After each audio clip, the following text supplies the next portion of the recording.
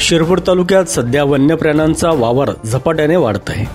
जंगलतोडीमुळे नैसर्गिक अधिवास नष्ट होत असल्याने बिबटे, वानरे यासारखे प्राणी आता थेट शहराच्या हद्दीत प्रवेश करीत आहेत। नुकत्याच एका महिन्यापूर्वी निमजरी शिवारात वन विभागाने एका बिबट्याला पकडून सुरक्षित ठिकाणी हलवले होते। मात्र परिसरात अद्याप 4 ते 5 बिबटे असल्याची चर्चा सुरू आहे। तालुक्यातील भोरखेळा, अनेर, तापी नदी परिसरात बिबट्यांचा वावर असल्याचे बोलले जात असून पाळीव प्राणी आणि कुत्र्यांवर या बिबट्यांचे हल्ले सातत्याने घडत आहेत। बिबटे झाडांवरही वास्तव्यास येतात, त्यामुळे बागायती शेतीमुळे त्यांना या परिसरात अनुकूल वातावरण मिळते। यामुळे जनावरांच्या हल्ल्यांच्या घटना वारंवार घडत आहेत। या दरम्यान आजपासून शिरपूर शहरात मोठ्या प्रमाणावर वानरांचे कळप शासकीय कार्यालयाच्या परिसरात फिरताना दिसून आले। प्रांताधिकारी कार्यालय, DySP office, police station, panchayat समिती आणि पोलीस लाईन या भागात सकाळपासून वानरांचे कळप फिरत असून नागरिकांमध्ये भीतीचे वातावरण निर्माण झाले।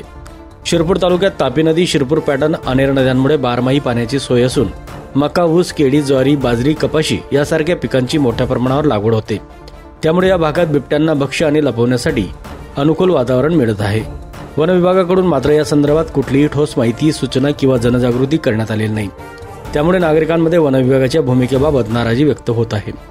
शिरपूर तालुक्यात अनेक वन जमिनीवर अतिक्रमण झाल्याचे आणि काही भागात गांजांची लागवड होत असल्याचेही आरोप होत आहेत। शासन दरबारी याची नोंद असताना कारवाईचा अभाव असल्यामुळे वन्य प्राणी शहराच्या दिशेने सरकत आहेत, असे स्थानिकांचे म्हणणे आहे। या वाढत्या संकटावर वन विभाग आणि प्रशासनाने त्वरित लक्ष देणे गरजेचे आहे। बिबट्याचा या वानरांचा शहरात होणारा वावर, पाळीव प्राण्यांवर होणारे हल्ले आणि नागरिकांच्या सुरक्षतेचा प्रश्न लक्षात घेता या विषयाकडे गांभीर्याने पाहून उपाययोजना करणे अत्यावश्यक आहे। कितला दिन जाय ना फिरायला? आज रोज सकाळी येईल ते टाकीवरच येत्या। असं आहे का? परिसर चांगला आहे ना? हा ना, परिसर चांगला आहे ना?